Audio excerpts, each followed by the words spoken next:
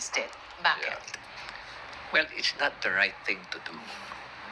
Alam mo, kasi pag pinapaasa mo lang ang mga tao, lagi na lang ayuda, tatamarin na yan. No? At the way it is being administered, mali rin. No? Sipin mo, walang transparency, wala ring accountability. The local government is not even informed kung sino yung mga binibigyan. And I've heard from some other mayors as well, because we have a group of mayors who believes in good governance. They have been reporting na the SWD, because they were given instructions by congressmen na they will not share their database with the local government unit. Alam mo kasi ang local government unit, meron kami sistema eh. May sistema talaga na itinuro ang DSWD mismo na how to really identify yung mga qualified beneficiaries ng mga AICs and AKAP programs. Pati na rin yung mga TUPAD programs. Dapat yan merong defined na parameters. Pero dito walang sharing of database. Nagkakaroon ng redundancy. What does that tell you? Kung walang sharing ng database? Isa lang yon. May tinatago sila kung sino yung mga beneficiaries nila. And I learned, nakita ko rin yung mga ebidensya na pinakita sa akin ng ibang mayors na may mga nabigyan ng mga barangay officials, nabigyan ng mga nasa DepEd, nabigyan din sa mga media. So, ibig sabihin, they were not qualified. Instead, most probably, most likely, these are supporters. Supporters of politicians. Paulit-ulit na nabibigyan. Kaya ayaw nilang ipakita. Kasi paulit-ulit na nabibigyan. Kaya nakakalungkot isipin na ganun pala yun.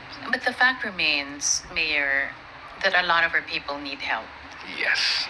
And for some, it's just that one break, one lifeline can make all the difference.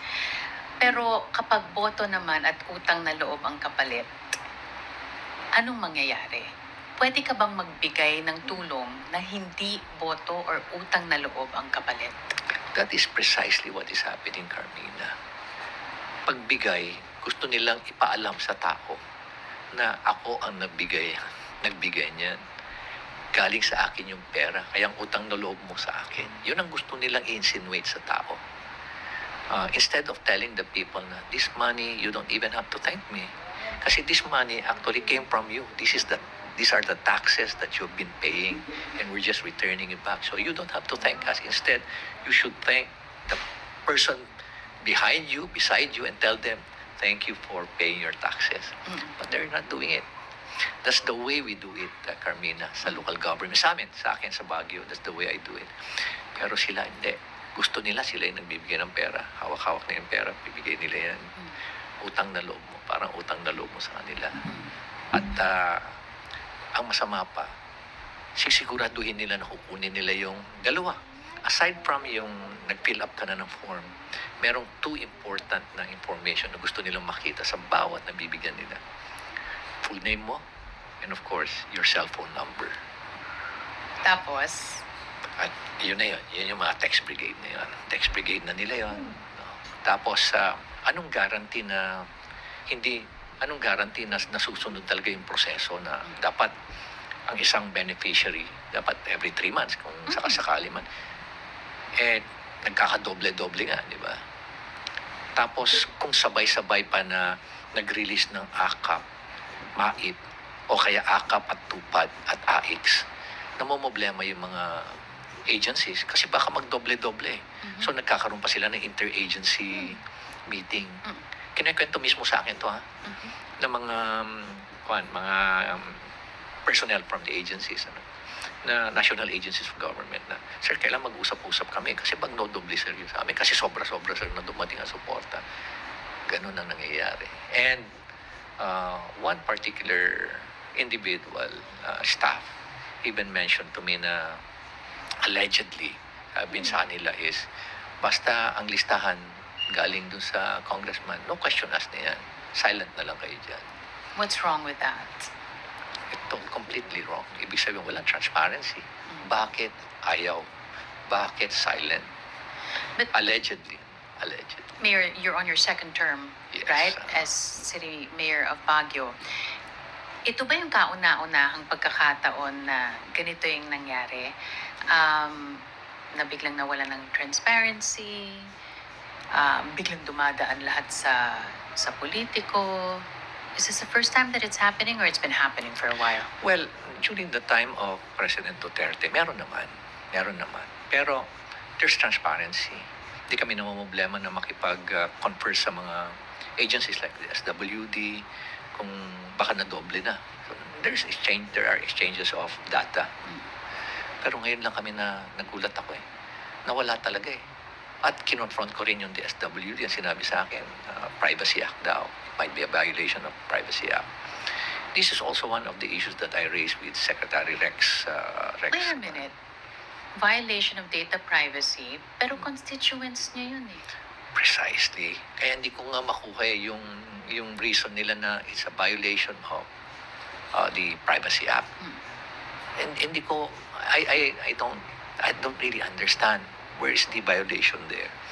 Ang intention lang naman namin is wag lang magdoble, wala lang redundancy. No? Pero for some reason, yun ang pinaka-convenient na nila eh. Convenient na reason nila. And this is also a matter that I've already referred to the no less than Secretary Rex. At binanggit nga niya sa akin na it's a privacy issue. So hindi ko na alam connection kasi alam mo naman na pressure din si Secretary Rex. Alam mo si Secretary Rex talagang probably one of the best secretaries siya na nakita ko rin. Pero nakatali rin siguro yung kamay niya kaya hindi rin siya gaanong makapag-desisyon na maayos. Ikaw, Mayor, you've never come across as someone na nakatali, nakaipit. Of course, may mga question before, pero parang you would always speak your mind out. You would always say what you want to say. Recently, may sinabi ka, sabi mo si Speaker Martin Yeah. Romualdez, in so many words, nagpapamudmud ng pera na galing sa pondo for social programs, for aid programs. No? Sabi naman ni Congressman Marco, hindi totoo yung mga sinasabi mo. So my question is, why should we believe you and not Congressman Marco? Alam mo, may nagsisinungaling dito. Pero siguradong hindi ako nagsisinungaling. Why? Because very reliable yung sources ko eh. I've been with the Philippine National Police, I've been with CIDG, and I know how to evaluate my information. At kung reliability lang pag-usapan at credibility, siguro very reliable yung mga information. Kung minsan nga, kinokorek pa nga ako ng mga informant ko eh, na hindi ganun, ganito yan. So talagang ilang beses ko na yan na binalidate. Kaya alam mo, kung pag-aaralan mo lang yung unang salita ni Congressman Marco na sinasabi niya na wag na lang politikahin, suportahan na lang. O, ibig sabihin niya, hindi totoo, di ba? Saka bigla na lang siya nagsalita uli na hindi totoo yan 777. Well, kulang na lang banggitin ko rito kung sino yung mga informante ko eh. Pero ako na nagsasabi sa'yo, highly reliable yung informant ko. Kaya sabi ko nga, dalawa yung nagsisinungaling dito, but definitely hindi siya. Siguro sabihin ng iba, anong mali doon? Anong mali na dumadaan ang pondo sa politiko? Anong mali doon na nagpapamudmud ng pera, di umano si Speaker, sa mga sorties, nagbibigay sa mga kongresista? What's wrong with that? Unang-una, ganun na lang ba kadali ang pag-disburse ng pera na ang decision ay nanggagaling lang sa yung process of disbursement? Hindi ba merong defined na process flow yan? Hindi yung kung ano yung gusto ng speaker, kaya na niya kagad ibigay. Diba? Kung kami nga sa local government, bago namin disperse, kailangan dumaan sa isang proseso na very tedious. Sila, pwede ba yung I want this, I want that, patapos implement mo kagad? Pangalawa, bakit hindi sila transparent? Diba? Bakit hindi sila transparent? What are they hiding? Another is, alam mo, saan nanggagaling yung pondo? Saan nila kinukuha yung pondo? Why is it that Many are silent. Ikaw lang ang nagsasalita, Mayor.